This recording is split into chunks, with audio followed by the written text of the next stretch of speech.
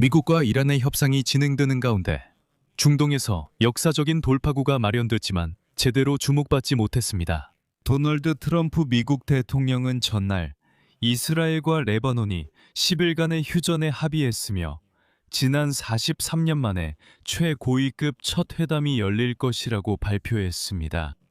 도널드 트럼프는 레바논과 이스라엘의 지도자들과 직접 전화 통화를 했으며 양측을 워싱턴으로 초청해 평화협정과 헤즈볼라의 무장해제에 대한 합의를 이끌어내려 하고 있습니다.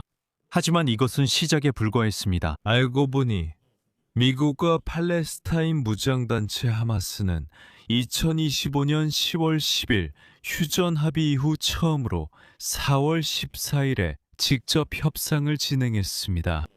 그리고 도널드 트럼프는 곧 가자 지구와 레바논 모두에서 완전한 평화를 이룰 것이라고 자랑하고 있습니다. 하지만 정말로 그런지, 그리고 트럼프가 말하듯 모든 것이 그렇게 간단한지 우리가 직접 알아봅시다.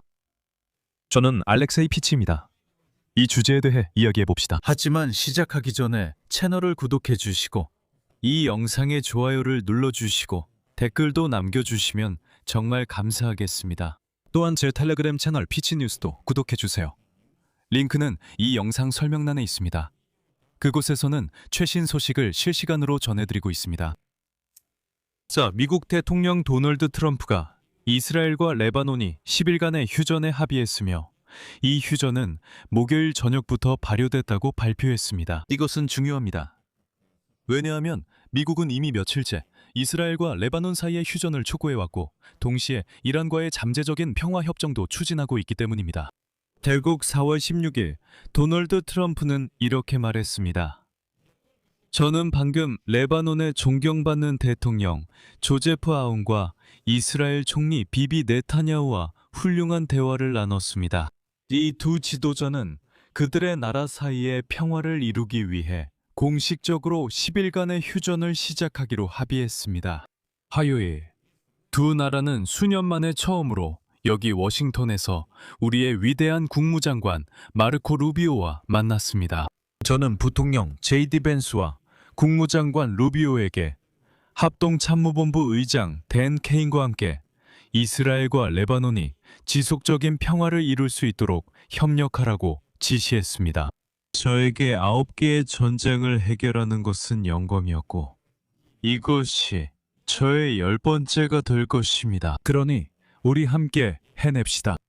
나중에 도널드 트럼프는 아운과 네타냐후를 백악관에 초대했다고 밝혔습니다. 인용하자면 1983년 이후 이스라엘과 레바논 간의 첫 실질적인 협상을 위해서입니다. 여기서 매우 중요한 점은 레바논과 이스라엘 간의 직접적인, 다시 한번 강조하지만 직접적인 협상이 이루어진 후에야 휴전에 대해 논의할 수 있다는 것입니다. 미국 측 협상 이후가 아니라는 점입니다. 이스라엘과 레바논 모두 이란과의 협상에 전혀 참여하지 않았습니다. 그럼에도 불구하고 휴전 계획은 네타냐후에게 정치적으로 민감한 사안이지만 트럼프가 이란과 평화협정을 이루는 데 도움이 될 수 있습니다. 그리고 공식적으로 이 두 가지 방향은 별도로 논의되고 있지만 이란은 계속되는 이스라엘의 레바논 공격이 미국이 체결한 휴전협정 위반이라고 주장하지만 이는 완전히 말도 안 되는 소리입니다. 미국과 이스라엘은 이란과의 휴전 합의가 이란이 지원하는 헤즈볼라에 대한 이스라엘의 공격에 적용된다는 것을 부인하고 있습니다. 이란과의 합의가 체결된 후 이스라엘은 레바논에 대규모 공습을 감행했고 미국과 이란의 그 합의와 우리는 아무런 관련이 없다고 밝혔습니다. 댓글에서 어떻게 이런 일이? 라고 말하는 모든 똑똑이들에게 이란과 미국이 합의했습니다. 그런데 이스라엘은 그 합의를 어기고 있습니다. 저는 여러분께 아주 쉬운 비유로 간단하게 설명해 드리겠습니다. 상황을 한번 상상해 보세요. 바로 여러분, 만약 여러분이 이스라엘이 이 합의를 어겼다고 생각한다면 여러분이 제 앞에 앉아 있다고 가정해 봅시다. 그리고 제가 여러분에게 이렇게 말합니다. 들어보세요. 저는 다른 누군가와 그게 누구든 상관없이 친구든 적이든 우리는 이렇게 합의했습니다. 여러분이 직장에서 퇴사하고 여러분의 돈을 우리에게 넘기고 아파트에서 이사 나가고 거주지를 바꾼다는 것입니다. 우리는 합의했고 여러분이 이행합니다. 이런 방식은 어떻습니까? 이전까지 레바논과 이스라엘 사이에는 직접적인 협상이 없었습니다. 그렇다면 어떤 휴전에 대해 이야기하는 겁니까? 누가 그걸 협상했습니까? 이스라엘과 레바논이 미국과 이란 간의 협상 테이블에 참석했습니까? 이스라엘이 미국과 이란 사이에 체결된 합의를 위반했다는 주장이 좀 터무니없다고 생각하지 않으십니까? 제 생각에는 말도 안 되는 소리입니다. 하지만 흥미로운 점은 다음과 같습니다. 트럼프가 이 발언을 한 것은 네타냐후가 휴전 논의와 이에 대한 투표를 위해 자신의 안보 내각을 긴급 소집한 직후였습니다. 이런 결정을 승인해야 했던 장관들은 네타냐후와의 전화통화가 시작된 지 몇 분 만에 본격적인 논의가 시작되기도 전에 트럼프의 발언을 알게 되었습니다. 즉, 다시 말해 네타냐후는 장관들을 이런 전화회의에 소집했습니다. 그리고 바로 그 브리핑 도중에 그들은 트럼프가 휴전을 발표했다는 사실을 알게 되었습니다. 또한 화요일에 미국 국무장관 마르코 루비오가 이스라엘과 레바논 외교관들의 드문 회의를 주재했다는 점도 상기시켜드립니다. 회의에서는 휴전이 논의되었지만 그때는 아무런 결정도 내려지지 않았습니다. 수요일 저녁 이스라엘 안보내각 회의가 열렸을 때 트럼프는 다시 한번 공개적으로 휴전을 촉구했습니다. 하지만 다시 한번 결정이 내려지지 않았습니다. 나중에 수요일 저녁에 트럼프는 트루소셜에 이스라엘과 레바논 사이의 관계를 조금 완화하려고 노력하고 있다고 썼습니다. 같은 시기에 레바논 정부는 도널드 트럼프의 발언에 당황했습니다. 그리고 레바논 관리들은 현 단계에서 아운 대통령이 네타냐후와의 협상에 동의할 가능성은 낮다고 밝혔습니다. 목요일 아침 마르코 루비오가 아운과 대화를 나눴고 아운은 아직 네타냐후를 만날 시기가 아니라고 밝혔습니다.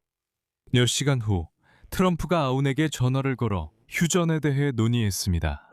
그리고 이것이 트럼프와 루비오가 레바논 대통령이 취임한 이후 처음으로 나눈 대화였습니다. 그리고 그 후 트럼프는 이스라엘과 레바논 간의 휴전을 선언했습니다.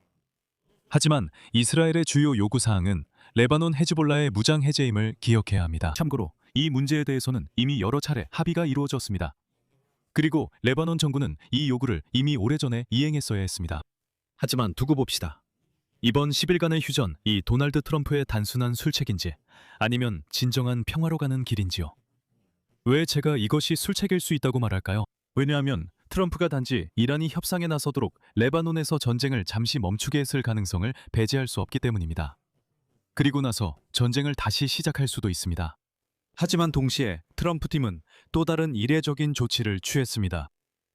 CNN은 미국과 팔레스타인 무장단체 하마스가 4월 14일, 2025년 10월 10일 휴전 합의 이후 처음으로 직접 협상을 진행했습니다.